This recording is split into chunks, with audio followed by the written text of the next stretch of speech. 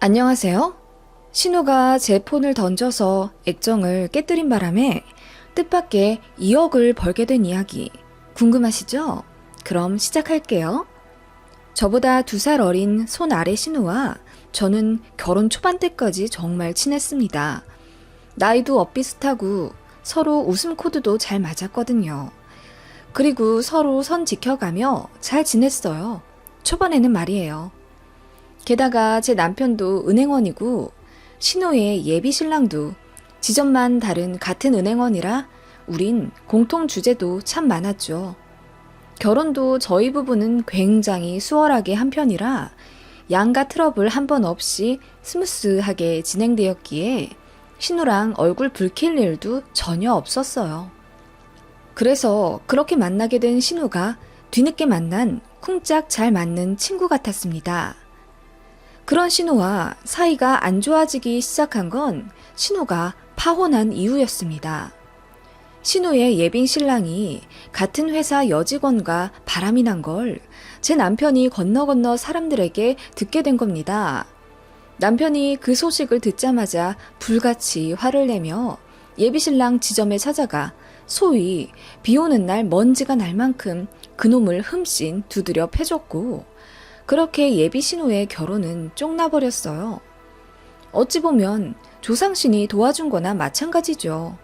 상처받은 건 어떻게 표현할 수는 없겠지만 아무튼 바람둥이를 미리 쳐낸 거잖아요. 물론 예식장이며 스드메 예약금 등등 물어내야 할 돈이 500만 원은 되지만 그래도 파혼보다는 이혼이 낫지 않겠어요? 저희 모두 신우이를 열심히 달래며 앞으로 더 좋은 사람 만날 거라고 위로해 주었지만 신우이는 큰 상처를 받았는지 그 이후로 남자를 만나지 않더군요. 그리고 정말 이상하게도 그 불똥이 저희 부부에게 돌아왔습니다. 그놈 바람둥이인 거 같은 직장 다니는 제 남편이 진작 알려면 얼마든지 알 수 있지 않았겠냐면서 여동생한테 관심이 없었다는 둥 그놈이 작정하고 숨기고 바람 피운 걸 제 남편이 어찌 아나요? 아무튼 그렇게 제 남편에게 술 먹고 꼬장 부리며 운 적도 여러 번이고 제가 남편이랑 이야기하는 것조차 본인 신경에 거슬리는지 걸핏하면 가자미 눈을 뜨고 저를 째려보더라고요. 아이들 문제로 저한테 시비도 엄청 걸고요. 그 전에 편하게 지냈던 게 오히려 독이 되었는지 신우가 저한테도 선을 넘어가더군요. 파혼하고 한 1년 정도는 저희도 신우를 많이 이해해 주려고 했죠. 얼마나 충격이 크고 상심이 깊겠어요. 그냥 헤어진 것도 아니고 파혼한 건데. 그런데 이건 뭐 날이 갈수록 도가 지나치더라고요. 본인 파혼한 게 왜 저희 때문이죠? 그럼 그때 남편이 모른 척 넘어갔어야 했는지요? 이건 뭐 이래나 저래나 저희는 만만한 샌드백인 거예요. 남편도 참다 못해 신우에게 화를 내며 이제 화풀이 좀 그만하라고 하니 신우가 그럼 연 끊자고 하더군요. 저희가 매달릴 것도 없잖아요. 심지어 시부모님도 신우한테 그만 좀 하라고 할 정도인데 그냥 그대로 연 끊었죠. 명절에도 일부러 안 마주치게 스케줄 조정해서 시댁 갔고요. 그렇게 한 2년 지났나? 시부모님이 그러시더라고요. 신우이가 결혼한다고. 결혼하고 싶다고 하면서 거의 매주 선보러 다니더니 급하게 만난 남자와 결혼을 한다더군요. 남편은 여동생이랑 연은 끊었어도 걱정이 안 될 리가 있겠어요? 그래서 괜찮은 사람 맞냐고 신우이 붙잡고 물어봤죠. 괜찮대요. 좋은 사람이래요. 나이는 신우보다 6살 많고 한번 이혼하긴 했어도 애는 없고 사업하는 사람이라 돈도 잘 번다면서. 남편이 그 사람 좀 만나보고 싶다고 하니 또 저번처럼 자기 결혼 파혼시킬 거냐면서 말도 안 되는 트집을 잡으며 못 만나게 하더군요. 남편이 열받아서 마음대로 하라고 했고 저희는 신우네 상견례도 못 갔어요. 신우가 저희 오지 말라고 했거든요. 아무튼 그렇게 신우는 번갯불에 콩 구워 먹듯이 결혼했고 결혼하자마자 아이 생겨서 낳더군요. 그런데 신우네 집에 문제가 생겼습니다. 알고 보니 신우 남편, 그러니까 서방님이 신우 산후조리원 있을 때 몰래 도박장에 드나든 걸 신우가 알게 된 거예요. 알고 보니 사업한다는 것도 거의 가라였고 한 달 수입이란 게 거의 없다고 봐야 하는 그냥 사기꾼이었죠. 그거 알고 나니 진짜 시댁 뒤집어졌습니다. 시부모님은 아이 우리가 키울 테니 이혼하라고 했는데 이게 웬걸. 신우는 무슨 생각인지 이혼 안 한다고 하더라고요. 예전에 파혼 한 번 해서 가뜩이나 창피한데 이혼까지 하면 주변에서 본인을 패배자 취급할 거라며 그냥 쉬쉬하며 살겠다고 하더라고요. 저희는 말렸죠. 남는 의식하다가 본인 인생 다 말아먹는다고. 저도 신우한테 감정의 골이 좀 있긴 했지만 정말 안 말릴 수가 없었어요. 그럼에도 불구하고 신우는 본인 고집대로 이혼 안 했고 아무 일 없는 것처럼 살긴 했지만 솔직히 그렇게 불안정하게 시작된 가정이 잘 유지가 되겠나요? 신우네 많이 싸우더라고요. 경제적인 문제 때문에도 싸우고 시댁에서 집도 하나 해줬는데 돈 없다고 그거 팔아서 전세로 가더라고요. 그것도 참 뒤탈 많았죠. 집 팔아 전세로 간 이후에 모두 아시다시피 부동산 시장에 어마어마한 바람이 불어서 집값이 엄청 올랐잖아요. 그냥 어떻게든 버티고 있었으면 집값이라도 벌 수 있었을 텐데 그렇게 또 아파트 하나 날리고 나니 배가 아파서인지 사람이 더 배에 꼬이더군요. 마음에 여유라곤 하나도 없는 듯이요. 당당한 만큼은 그 누구에게도 뒤지지 않았던 당찬 신우는 자신감은 어디 가고 자존심만이 남아 누가 본인에게 무슨 말을 하면 의중을 꼬아듣고 쌈딱처럼 달려들어 물어뜯더라고요. 예를 들어 아가씨 애기 낳고 나서도 살 하나도 안 찌고 날씬하네요. 빈티나 보인다는 거지? 내가 좋은 거 하나 못 먹은 것 같고 그래요? 아니 왜 말을 그렇게 그냥 날씬하다고요. 이런 적도 있었고요. 열등감도 심해졌는지 저희 집 사정 꼬치꼬치 캐물어가며 후려치기 바쁘고요. 제가 준중형 중고차를 600만 원 주고 사서 10년 몰았거든요. 이제 잔고장도 많이 나고 학군 좋은 곳에 아이 학원 픽드랍 해주다 보니 은근히 차가 또 신경이 쓰이더라고요. 그래서 남편도 차 바꾸라고 권유해서 제네시스로 바꿨습니다. 그거 보더니 또 눈 뒤집혀서 오빠 돈으로 호강한다며 저더러 된장녀라는 둥, 돈 좀 아껴 쓰라는 둥, 그러다가 오빠랑 이혼한다 어쩐다 하더니 차는 왜 또 그런 노티나는 걸로 바꿨냐는 막말까지 하길래 저도 안 참고 이거 내가 주식으로 돈 벌어서 산 거예요. 제네시스가 무슨 노티가 난다고 그래요? 요즘 디자인 바뀌어서 젊은 사람들이 얼마나 많이 타는데. 이래서 좋겠다. 나 경력 단절됐다고 놀리는 거야 뭐야. 아 정말 아가씨랑은 이제 뭔 얘기를 못하겠어요. 제가 고개를 절레절레하며 대화를 중단한 적이 있습니다. 대충 아시겠죠? 신우이가 어떻게 변했는지. 삶이 많이 궁핍해져서 그런지 전처럼 다시 화기애애한 관계로는 절대 못 돌아가겠더라고요. 그래도 뭐 저희 남편이 오빠이니 그럭저럭 도리는 했어요. 저희 애들 생일이나 뭐 초등학교 졸업할 때도 용돈 한 번 안 줬지만 남편은 신우 애 낳았다고 100만 원도 주고 돌 때도 전집 하나 사주고 그렇게 구색은 맞춰 챙겨줬네요. 누군가는 왜 바보같이 그런 신우를 챙기냐고 하실 테지만 저희가 월등히 경제적 사정이 좋아요. 신우 인성이 그렇게 괴팍해지지만 않았으면 솔직히 더 챙겨줬을 거예요. 그래도 하나도 아깝지 않았을 테죠. 결혼 초까지만 해도 신우도 저 많이 챙겨줬거든요. 아무튼 뭐 신우 생각하면 마음이 저도 복잡했죠. 인생이 꼬여서 저렇게 된 건가 싶으니 안타깝기도 하고요. 그럼에도 말을 하도 얄밉게 하고 스트레스 주니까 미운 건 당연했어요. 저도 옳게 이기 전에 사람이잖아요. 몇 년을 그런 식으로 무시받고 공격받는데 제가 부처도 아니고 신우 당연히 밉죠. 아무튼 그런 사이가 몇 년이 되니 신우는 시댁 일에서 재정적인 일에 주머니를 싹 닫기 시작했습니다. 호의가 계속되면 호구가 된다더니 그 말이 딱이에요. 심지어 시아버지 생신 때도 돈 한 푼 안 내더라고요. 아무리 가게가 어려워져도 그렇지 본인 립스틱 살 돈은 있고 아버지 생신 때 케이크 하나 살 돈 없는 건 말이 안 되잖아요. 그 일로 남편이 완전히 학을 떼서 신우한테 돈을 완전히 끊었어요. 시조카는 예쁘지만 신우가 그렇게 하니 시조카 생일도 안 챙기고 그냥 모른 척 했습니다. 그랬더니 신우가 처음엔 좀 놀란 듯 하더니 나중에는 전화며 문자로 쌍욕을 날리더군요. 하나뿐인 조카 생일에 10원 한 푼 안 내놓는 게 말이 되냐면서 무슨 욕 하길래 남편이 같이 싸웠죠. 일방통행도 아니고 오빠라는 이유로 다 해줘야 하는 게 말이 되냐고 고마워하지도 않는 주제에 내놓으라 말만 많다 어쩐다 했고 그렇게 크게 싸운 적이 있네요. 그 이후로 신우이랑 사이 대놓고 안 좋았고요.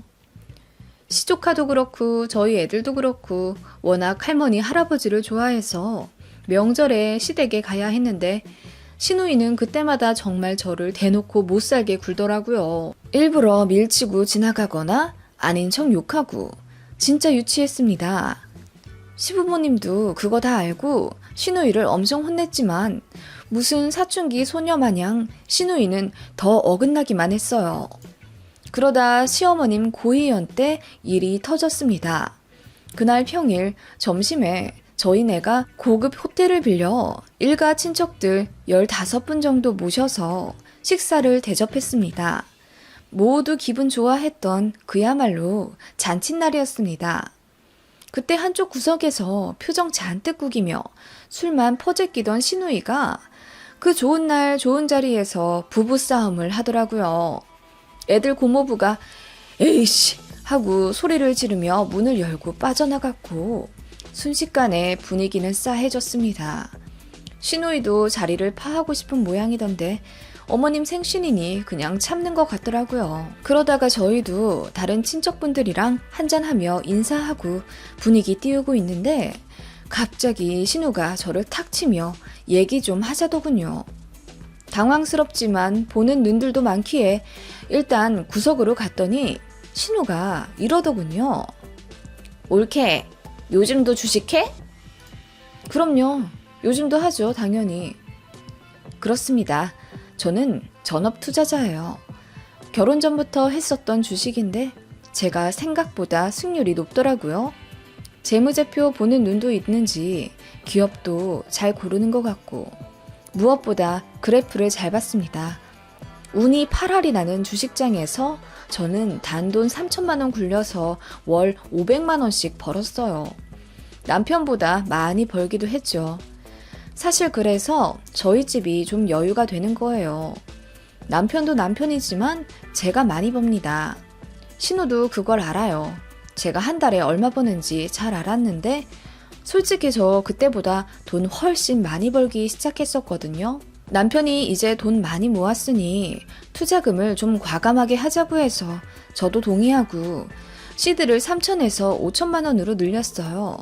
그 돈으로 단타 치니 조금만 수익률을 얻어도 100, 200은 금방이더군요.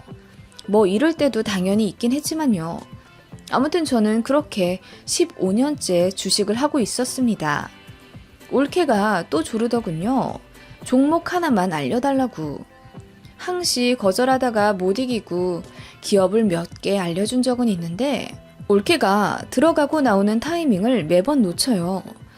제가 몇 번 지금 매도하라고 알려주기도 했는데 수익률 올라가니 욕심난다고 덧벅이다가 마이너스 본 적도 있거든요.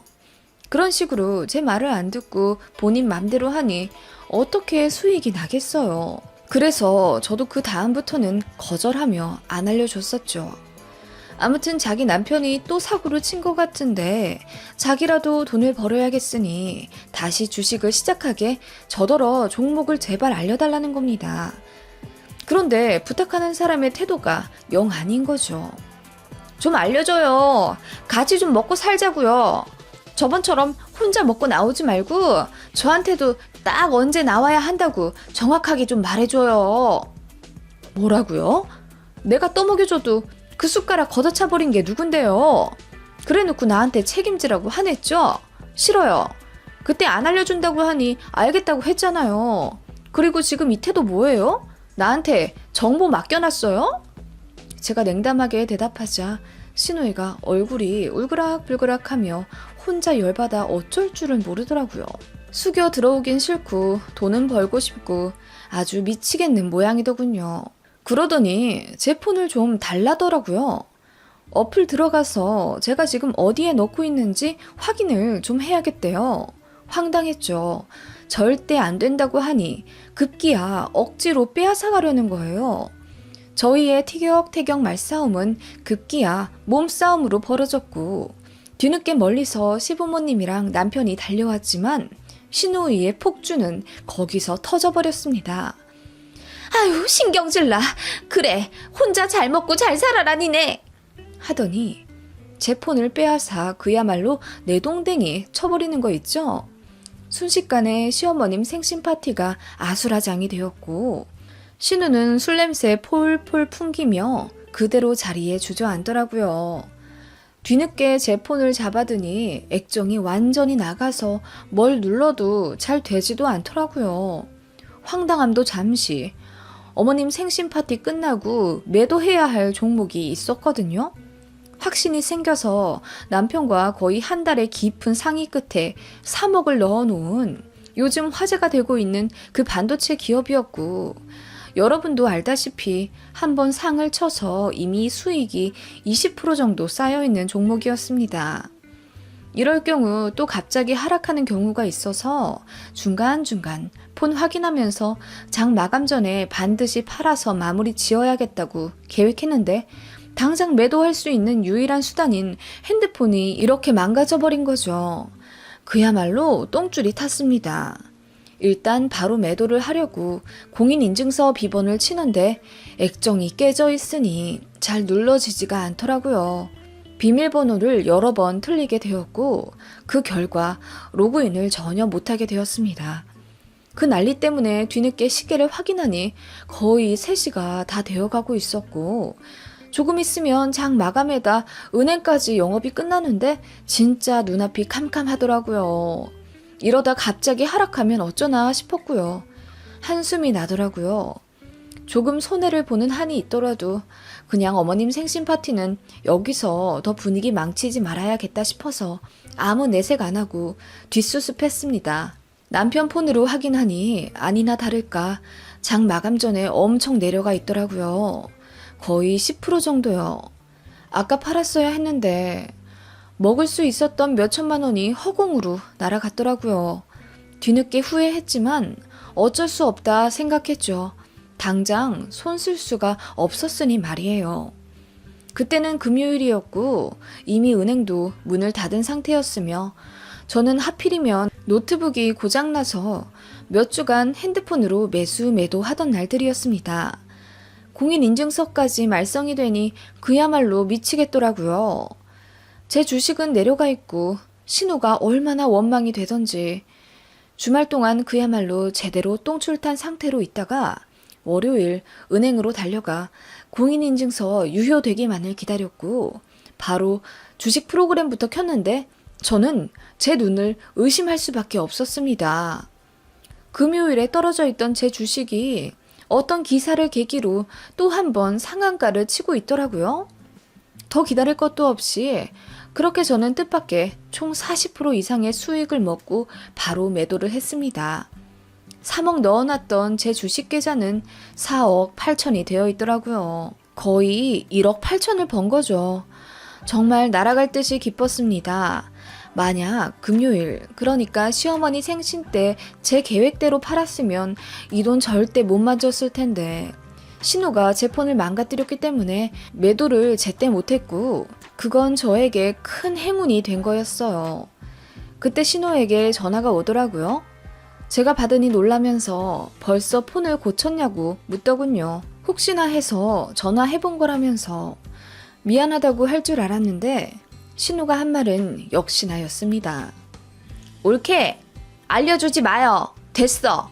나 그 말 하려고 전화한 거예요. 진짜 나를 거지로 알아도 유분수지. 그 정보 알려달라는 게 그렇게 고가웠어요? 아, 됐어. 알려줘도 안 들어 이젠. 아가씨, 고마워요. 뭐라고요? 아가씨 덕분에 나 2억 벌었네요. 무슨 말이에요? 그날 주식 매도했어야 했거든요. 그런데 아가씨가 내 폰을 망가뜨려서 그때 제때 못 팔았거든. 월요일 되니까 상한가 쳤네? 나 바로 팔았잖아요. 덕분에 아파트 전셋값 하나 벌었네요. 고마워요. 뭐라고요? 2억? 그러더니 신우가 혼자 흥분해서 막 소리를 지르더라고요. 울부짖는 것이 꼭 짐승의 포효 같았습니다. 좀 잠잠해져 있을 때 제가 한마디 하고 끊었죠. 핸드폰 수리비는 12만 원 나왔어요. 계좌 보낼게요. 오늘 안에 보내주면 좋겠어요. 그럼 끊어요. 하고 탁 끊었더니 전화가 엄청 오대요. 안 받았습니다. 왜 그렇게 꼬시던지. 아무튼 그렇게 저희 살떨리는 주식 매도는 성공적으로 끝났고요. 아이들 각각 계좌에 반씩 넣어줬네요. 남편도 정년까지 회사 다닐 수 있을지나 모르고 저도 주식 수익이 언제까지 날지 모르니 우리 아들들 나중에 장가갈 때 보태 쓰라고 따로 모아두고 있었거든요. 모처럼 수익이 많이 났기에 시댁과 친정에도 한 턱씩 크게 냈고 저도 오랜만에 백화점 가서 니트 질 좋은 걸로 하나 샀어요. 장이 불안정해서 당분간은 주식 계좌 비워둘랍니다.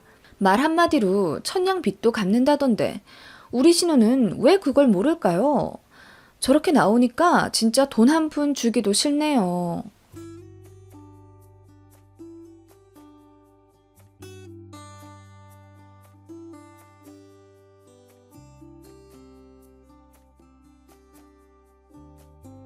안녕하세요. 얼마 전 아파트 대출금을 모두 상환했네요. 결혼 10년 만에 드디어 은행 집이 아닌 우리 집이 되었습니다. 이렇게 내 집 마련하기까지 저희 집도 그리고 시어머니와도 참 우여곡절이 많았네요. 저는 대기업 생산직으로 근무하며 결혼 직전까지 한 달에 3,400씩 벌었습니다. 물론 3교대 근무라 힘들긴 하지만 연봉이 점점 오르고 있고 복지도 아주 좋아서 결혼하고 나서도 관둘 생각이 없었죠. 저보다 3살 많은 남편은 제약회사 다니며 현재 과장이고요. 결혼 당시 연봉은 세전 6천 정도. 이것저것 빠지면 저랑 비슷했습니다. 남편이랑 2년 연애하고 결혼했고 당시 시댁은 형편이 그닥 여유롭지도 않고 노후 준비도 잘 되어 있진 않았어요. 반면 저희 친정은 아버지가 공무원에서 정년 퇴직하셨고 조부모님으로부터 받은 유산도 꽤 되었기 때문에 솔직히 저희 형제들보다 훨씬 넉넉하십니다. 그럼에도 사치 한번 안 부리시고 늘 정직하고 소박하게 텃밭 일구시며 자급자족하려는 삶을 꿈꾸시는 분들이세요. 저랑 남편 결혼한다고 했을 때 시댁으로부터 돈 한 푼 못 받고 아무 지원 못 받는다는 거 아시군 열심히 모으신 현금 7천만 원을 몽땅 내어주셨습니다. 그 돈을 디딤돌 삼아 전세로 시작했고 그 집에서 저희 아들 낳아서 키우다가 우연히 넣었던 청약이 당첨되어서 옆 동네 2억 2천짜리 신축 아파트에 들어가게 되었어요. 사실 육아휴직을 쓸 수 있을 만큼 오래 쓰려고 했는데 뜻밖의 청약 당첨으로 대출을 받게 되었으니 아이 9개월 때 어린이집에 맡기고 급하게 복직할 수밖에 없었죠. 어린이집에 맡겨도 등하원 문제라는 큰 산이 있었는데 그것도 저희 친정에서 도와주셨어요. 몸이 조금 편찮으신 친정엄마 대신 저희 아빠가 매일 아침 차로 20분 달려 저희 집 오셔서 아이 등원시키시고 하원까지 맡아 해주셨죠. 시아버님은 남편 학생 때 돌아가셨고 시어머니만 저희 집 도보 3분 거리에 살고 계셨습니다만 저희가 애 맡기고 둘이 맞벌이 하느라 그야말로 피똥 싸며 바쁘게 살고 있을 때 저희 쪽 쳐다도 안 보시더라고요. 어머님은 문화센터 다니시며 캘리그라피도 하시고 성인 가요 동호회 인가도 들으셔서 주말마다 강당 가시더라고요. 친정아빠가 급한 일 생겨서 등하원 못 시켜주신다고 한 날에 시어머니께 급하게 SOS를 쳤는데 문화센터에서 친해진 사람들이랑 오전에 등산하기로 했다며 못 봐주신다고 하더라고요. 그래서 발 동동 거리다가 결국 그날 지각했었네요.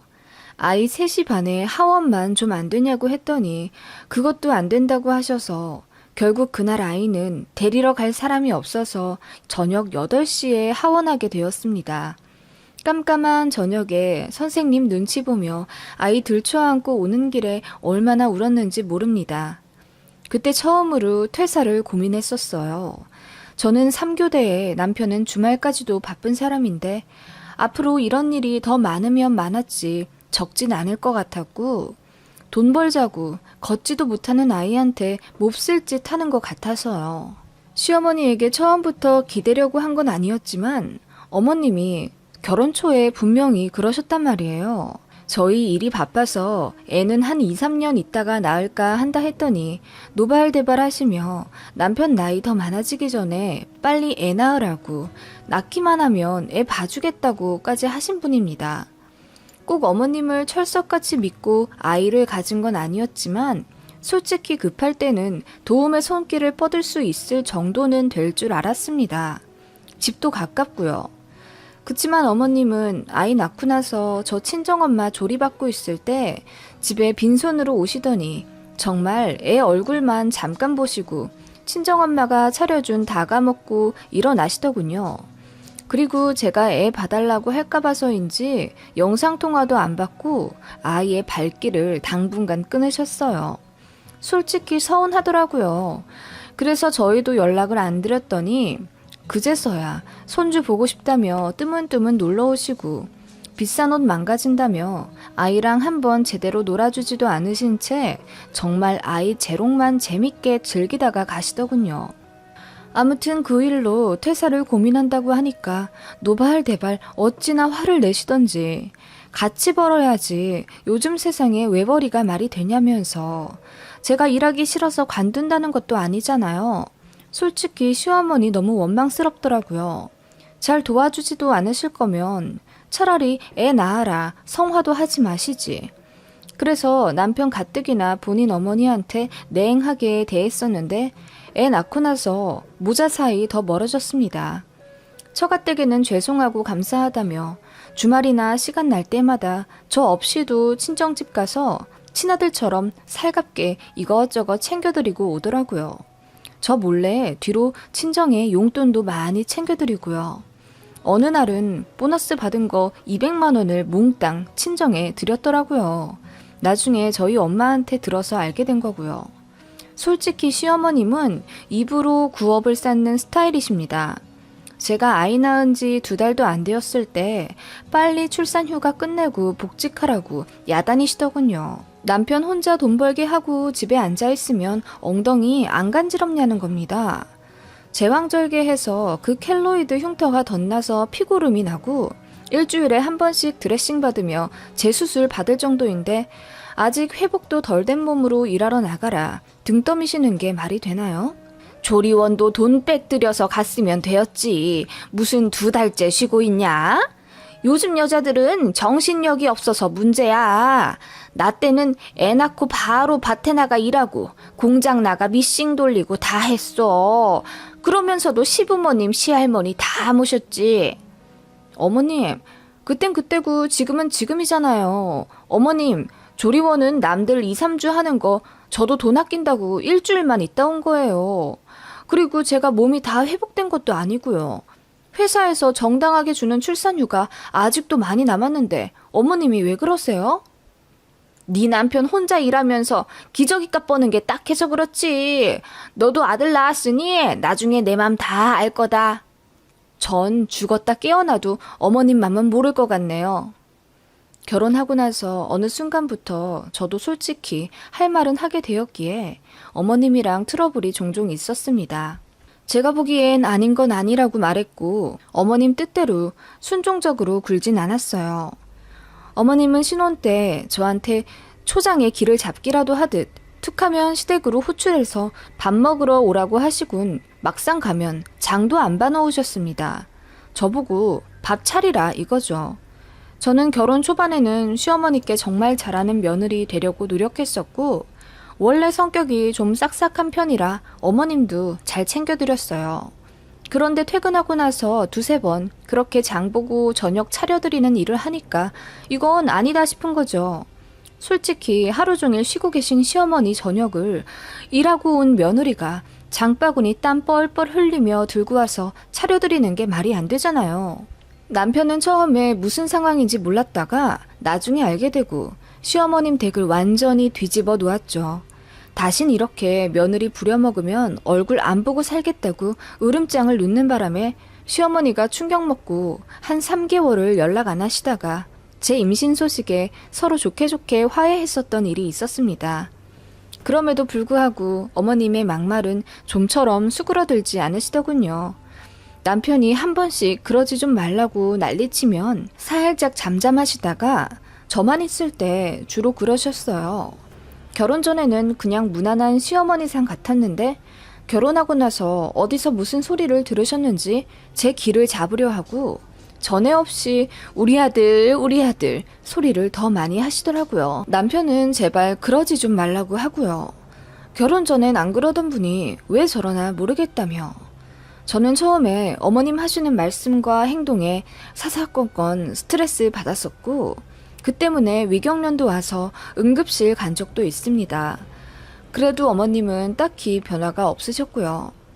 어머님 신경 써봤자 나만 손해다 라는 생각에 그 이후론 어머님이 무슨 말을 하든 한 귀로 듣고 흘렸어요. 부당하게 대우하시고 시켜 먹으려 하시는 건 제가 상황 잘 봐서 다 거절했고요. 어르신이라 도움이 필요한 건 어쩔 수 없기에 젊은 사람 손 필요한 일들은 흔쾌히 도와드렸죠. 사이가 안 좋다고는 해도 가까이 살기 때문에 저도 며느리로서 자식으로서 할 도리는 했다고 생각해요. 아무튼 그런 상황에 아이 3살쯤 될 무렵 청약에 당첨된 겁니다. 안 그래도 시어머니 때문에 스트레스 받아서 이사를 알아보던 차에 우연히 넣은 청약에 덜컥 당첨이 된 거죠. 저희가 맞벌이라 뼈 빠지게 같이 돈을 벌긴 했어요. 아직 5천만 원도 채 모으지 않은 상태에서 2억이 넘는 아파트에 당첨이 되니 좋긴 했지만 태어나 처음으로 대출을 받자니 빚이라는 중압감이 좀 있더라고요. 저희 부부가 좀 보수적이라 그런지 저희 청약됐다는 소리에 친정에서 너무나 기뻐하시며 갖고 계신 현금 또 긁어 모아 3천만 원을 보태주셨고 감사한 마음으로 나머지를 대출받았습니다. 시댁이요? 역시나 돈 한 푼 안 보태주셨고요. 청약되었다는 소리에 처음에 하시는 말씀이 대출 갚아야 하니 저 아무리 힘들어도 일 절대 관두면 안 되겠다고 하시더군요. 그리고 몇 평이냐, 방은 몇 개냐 물어보셔서 방 3개라고 말하니 꼬치꼬치 여쭤보시더라고요. 안방에 드레스룸도 딸려있고 화장실도 있다고 하니 그럼 합가해서 본인이 그 안방 써도 되겠냐 물으시더군요. 그 말에 남편이 더 당황해서 평소에 아이 한 번 안 봐주시고 도움 안 주시더니 새 아파트 살고 싶어서 그러신 거냐 하며 어머님께 서운하다고 뭐라 말하더군요. 장인 장모님께서는 항상 우리 잘 살라고 물심양면 힘 닿는 데까지 도움 주시는데 엄마는 뭐냐며 화를 냈더니 시어머니가 잔뜩 기 죽으셔선 그 다음부턴 합가 얘기 꺼내지도 않으시더군요.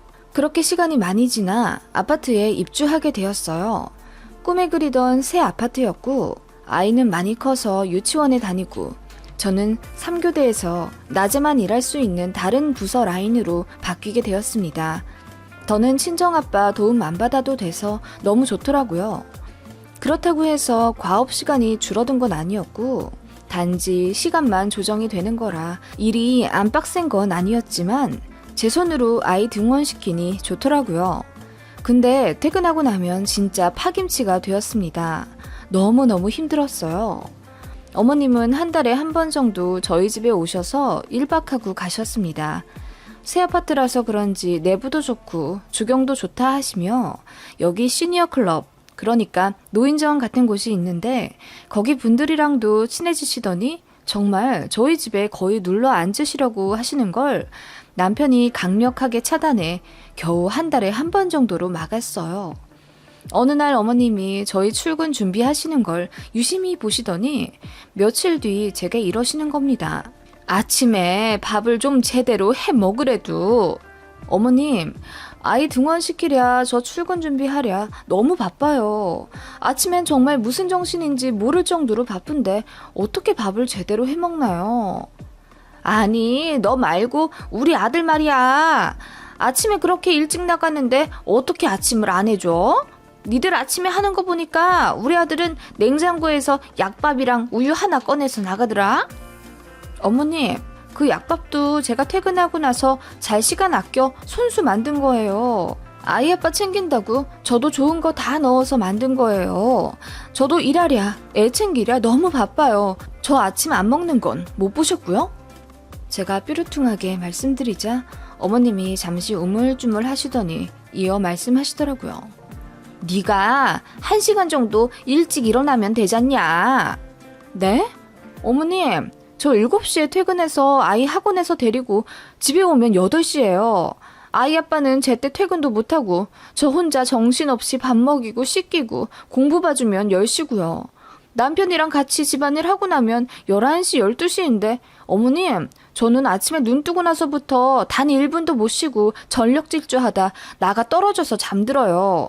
그렇게 다시 7시에 겨우 일어나고요. 네 남편은 뭐 그럼 쉬니? 같이 집안일 한다며. 제 말이 그 말이에요. 저나 남편이나 똑같이 하루 종일 힘든데 왜 제가 더 희생하라 말씀하시는 거냐고요.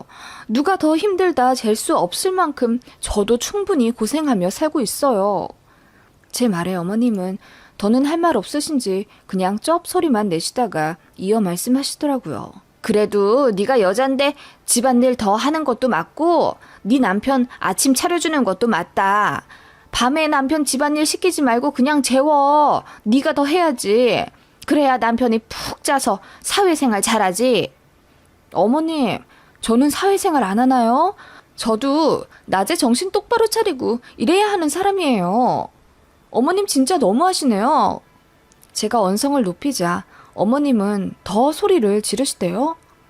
남자랑 여자랑 어떻게 같냐?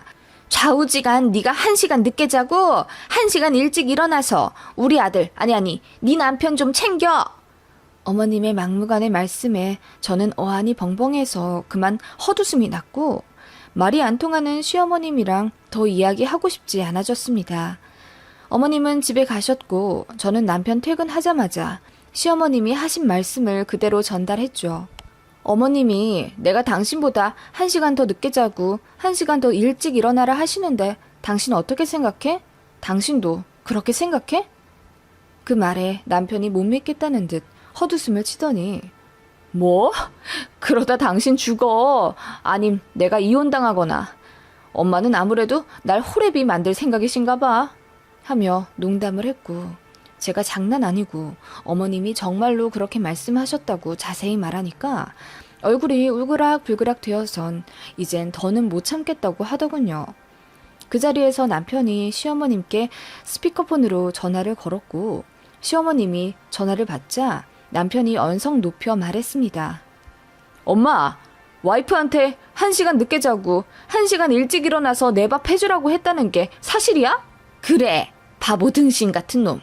결혼해서 아침 한 끼 못 얻어먹고 뭐 하는 거냐? 바보 등신 같은 놈 하나 더 있었네. 우리 아버지. 뭐? 이놈의 자식이 돌아가신 아빠한테 무슨 말이야? 우리 아버지도 아침 못 얻어먹고 다녔으니 바보 등신이시겠네? 심지어 엄마는 평생 전업이었잖아. 일 한 번 안 했으면서 우리 아버지보다 먼저 자고 아버지보다 늦게 일어나셨잖아. 그건 왜 그랬어? 남편의 그 말에 시어머니는 우물쭈물 아무 말 못하시더라고요. 남편이 이어 말했어요. 엄마가 엄마 인생 산다는 핑계로 나까지 방치하며 돌아다니시니 아버지는 퇴근하고 나서도 허리 한번 못 펴고 세탁기 돌렸고 아침에도 내 밥 차려서 보자기 씌워놓고 나가셔서 그 새벽에 비가 오든 눈이 오든 아빠는 새벽 5시에 일어나서 당신 아침은 안 드셔도 내 밥은 그렇게 차려놓고 나가셨다고. 엄마는 방에서 코 골고 주무실 동안 남편은 어느새 감정에 휩싸여 눈물을 흘린 채 소리를 지르고 있었습니다. 엄마, 우리 와이프가 나한테 그렇게 했으면 좋겠어? 그래서 우리 아버지처럼 과로사 했으면 좋겠냐고, 어? 그 말에 시어머니가 같이 울음을 터뜨리시며 하나뿐인 아들놈이 말로 지 엄마 죽인다며 오열하시더군요. 나쁜 자식아, 왜 네 아빠 얘기를 꺼내서 이 엄마 가슴에 칼을 꽂아? 그래, 엄마 때문에 아빠 죽었다. 됐어? 이제 속 시원해? 속 시원해. 그동안 우리 와이프가 착해서 그래도 나랑 엄마랑 사이 안 멀어지게 하려고 많이 참고 애썼는데 이제 내가 엄마 보기가 싫어. 와이프한테도 미안하고 우리 처가댁에도 내가 낯이 없어. 그 말에 어머님이 더욱 절절하게 오열하시더군요. 그리고 이내 미안하다고 사과하셨습니다. 과부되고 외로운데 하나뿐인 아들은 세장가 들더니 지 와이프하고 처가댁 뻔질나게 드나들면서 아들 빼앗긴 느낌에 툴툴댔었고 그 마음을 며느리도 안다고 생각하셨답니다. 철없는 거 본인도 아신다고 고치려 하지만 평생 그렇게 살아왔는데 잘 안 된다시며 처음으로 속내를 다 드러내놓고 엉엉 우시더군요. 남편도 북받쳐 오르는 눈물을 참지 못해 꺽꺽 울다가 당분간 보지 말자고 하고 전화를 끊더군요. 저는 남편의 어깨를 감싸 안아줄 수밖에 없었습니다. 그렇게 어머님은 며칠 뒤에 제게 미안하다고 이제 말 조심하고 소중하게 대해주겠다며 장문의 문자를 보내셨고 저는 그냥 시간 좀 더 흐르고 남편도 감정 잘 추스릴 때쯤 연락드리겠다고 했습니다. 그 이후로 반년 정도 서로 연락 안 타가 추석에 명절 핑계로 식사를 하게 되었어요. 어머님은 전과 다르게 많이 차분해지셨고 저에게도 말 조심하시더라고요. 그리고 생전 주지 않으시던 용돈도 50만 원이나 넣어서 제 아들 주머니에 꾸깃꾸깃 집어넣으시더라고요. 그 이후로도 종종 아들 계좌에 10만 원, 20만 원씩 계좌이체 해주셨습니다. 남편의 말 한마디에 어머님이 이렇게까지 변화하신 게 신기하기도 하고 시원하기도 하지만 어르신이니 한편으론 마음이 좀 찡하달까? 그렇네요. 남편은 어머님과 아직도 서먹서먹하지만 그래도 해야 할 도리는 해가며 그렇게 지내고 있습니다. 저는 어머님으로부터 더는 스트레스 받을 만한 일도 없고요. 뼈 빠지게 맞벌이해서 아들 학원비도 부족하지 않게 대주고 집 대출도 다 갚았습니다. 아들놈은 훌쩍 커서 더 이상 아기 때처럼 손이 많이 가지도 않고요. 그럭저럭 모든 것이 안정적으로 되어가는 느낌에 저 역시 전보다 한결 여유로워졌네요. 대출금 상환하고 나니 이런저런 일들이 떠올라 글을 한번 써봤어요. 쓰다 보니 시어머니와의 고부 갈등 내용이 돼버렸네요. 아무튼 지금은 뭐 표면적으로는 사이 괜찮습니다. 쓰다 보니 조금 두서가 없었네요. 끝까지 봐주심에 감사드려요.